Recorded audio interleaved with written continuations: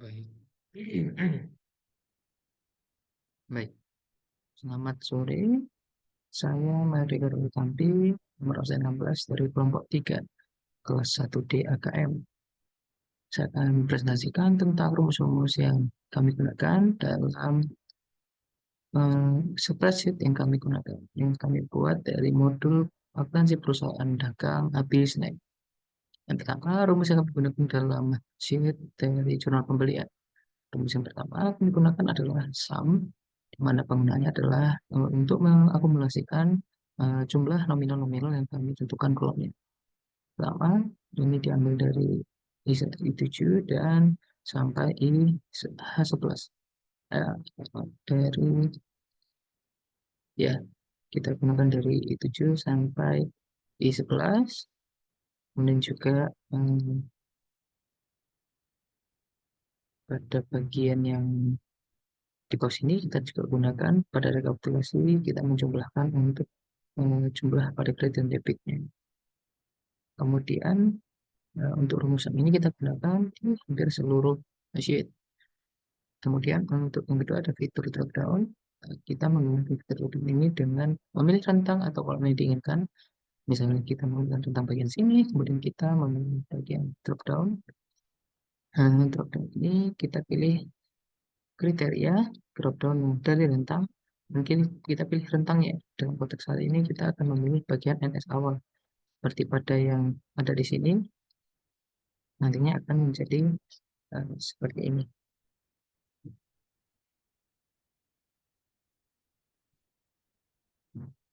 Jadi kita bisa melihatnya dengan drop down dan kita pilih selesai. Maka dia akan muncul untuk rentang yang mana.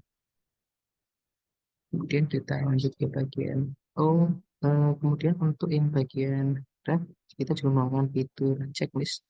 Karena ini kegunaannya pada jurnal pembelian adalah untuk mengecek apakah dia sudah dimasukkan ke dalam buku besar ataukah belum, untuk dimasukkan ke rekapitulasi atau sudah atau belum. Kemudian kita lanjutkan ke bagian yang kedua. Untuk jurnal penjualan kita juga menggunakan rumus yang sama, menggunakan rumus sum, kemudian fitur drop down dan juga fitur checklist. Kemudian pada jurnal penerimaan kas kita juga kami juga menggunakan rumus yang mirip. Ini pada bagian drop down-nya kita masih menggunakan tentang yang mirip, tetapi referensi yang yang kami gunakan adalah dari beberapa jurnal. Kemudian kami juga menggunakan rumus yang mirip, yaitu drop down, yang mana kami bisa memilih beberapa akun-akun yang ingin kami gunakan sebagai referensi akan dimasukkan nanti. Kemudian kami juga menggunakan masih sama rumus sum pada bagian rekapitulasi dan juga checklist yang ada di sini untuk memastikan apakah sudah dimasukkan atau belum. Kemudian kita masuk ke bagian pemangkas dengan struktur rumus yang mirip, ada sum, ada fitur drop down dan juga checklist. Dan untuk jurnal kecil, kami juga menggunakan rumus yang mirip dengan fiturnya juga yang masih sama, checklist, fitur drop down dan juga sum. Kemudian pada bagian jurnal umum, kami akan menggunakan fitur fill up, yang dimana dia akan fungsi untuk mencari dan mencocokkan dengan referensi NS awal. Jadi bisa dilihat dia akan menggunakan F8, yaitu F8 adalah untuk bagian yang ada dari referensi ini. Kemudian juga untuk NS awal, dia akan mengambil referensi dari NS awal 6 hingga B48, di mana di NS awal adalah untuk tabel dari nomor akunnya. Lalu ini juga nantinya akan menggunakan referensi uh, yang mirip sama seperti sebelumnya, yaitu menggunakan fitur drop down dan semacamnya. Seperti ini ada fitur drop down dan juga sum. Lalu uh, pada bagian lainnya juga masih menggunakan sama. Misalnya bagian ini tidak ada checklist. Kemudian kita masuk pada bagian buku besar, yang mana di sini menggunakan rumus if, aritmatika, dan juga if dan mid. Yang pertama untuk if aritmatika ini adalah menggunakan if jika, logikanya lah jika kolom P8 ini lebih besar dari 0, yang maka berarti dia ada isinya, logikanya berarti dia ada isinya, maka akan mengurangkan bagian F7 yang mana adalah saldo sebelumnya. Jadi ketika pada bagian kolom ini kreditnya terisi, maka dia akan mengurangkan yang ada di kredit ini dengan yang ada di saldo sebelumnya. Tetapi jika tidak ada sebaliknya, maka saldo yang ada di sebelumnya akan ditambahkan dengan saldo debitnya. Hal ini juga berlaku sebaliknya untuk bagian yang kredit, seperti pada bagian yang memiliki saldo normal di kredit seperti ini.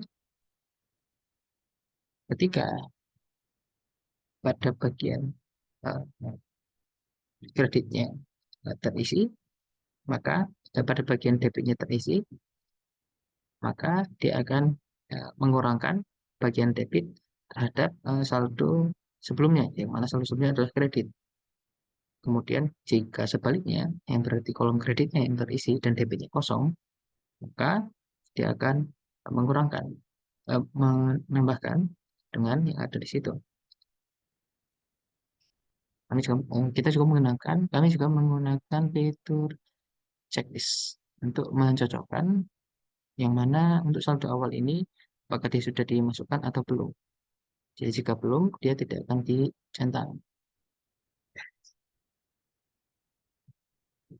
Ada bagian eh, yang di sini, kita juga menggunakan rumus if yang lainnya, yaitu if dengan with.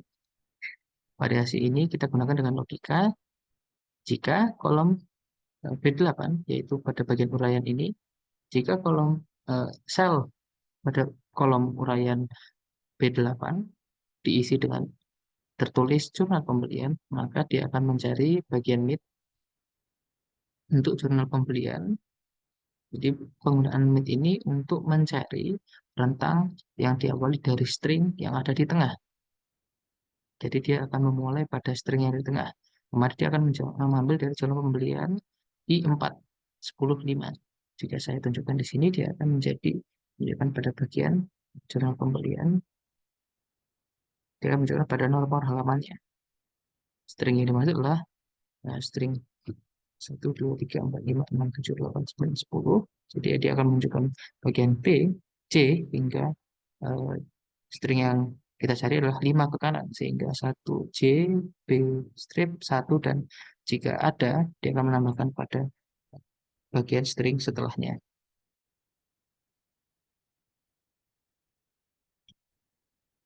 Kami juga menggunakan rumus centang checklist di sini.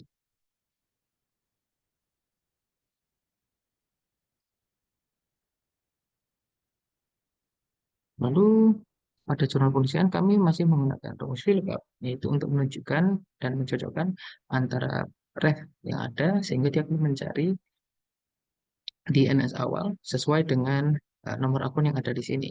Nanti akan dimunculkan untuk nama akun yang sesuai dengan nomor akunnya.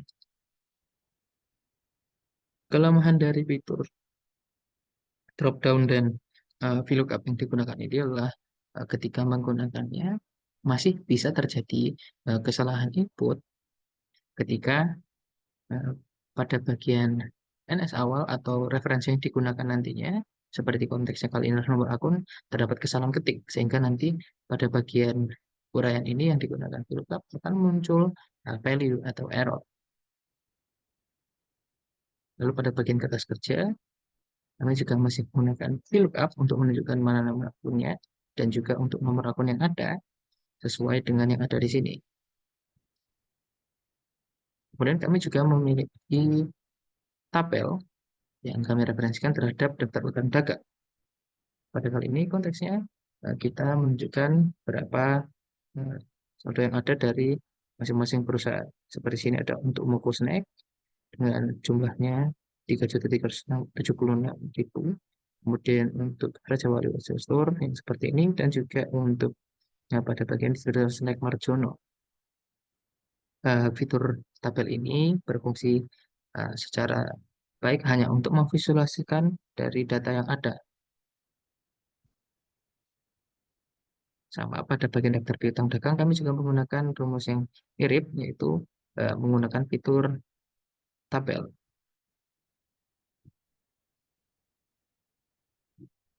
Pada bagian laporan laba rugi, kami menggunakan rumus aritmatika dan sum.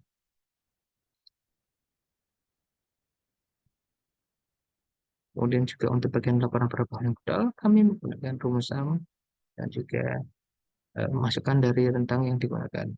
Nah, ini kita mencari dari bagian uh, sheet laporan laba rugi dengan centang strip tanda seru C37. Lalu juga kami menggunakan tentang tabel untuk laporan posisi keuangan, di mana di sini menunjukkan dari data-data keseluruhan total, misalnya untuk total aset lancar, untuk total aset tetap, untuk total kewajiban lancar, total kewajiban, dan juga untuk total dari modalnya yang dimiliki, yaitu bagian ekuitas. Kemudian nanti akan dimasukkan seperti ini, yang akan menunjukkan rentangnya seperti ini. 3.339 juta, 3.339 juta untuk bagian total aset, 226 juta untuk kewajiban, dan juga total ekuitas dengan 3.113 juta.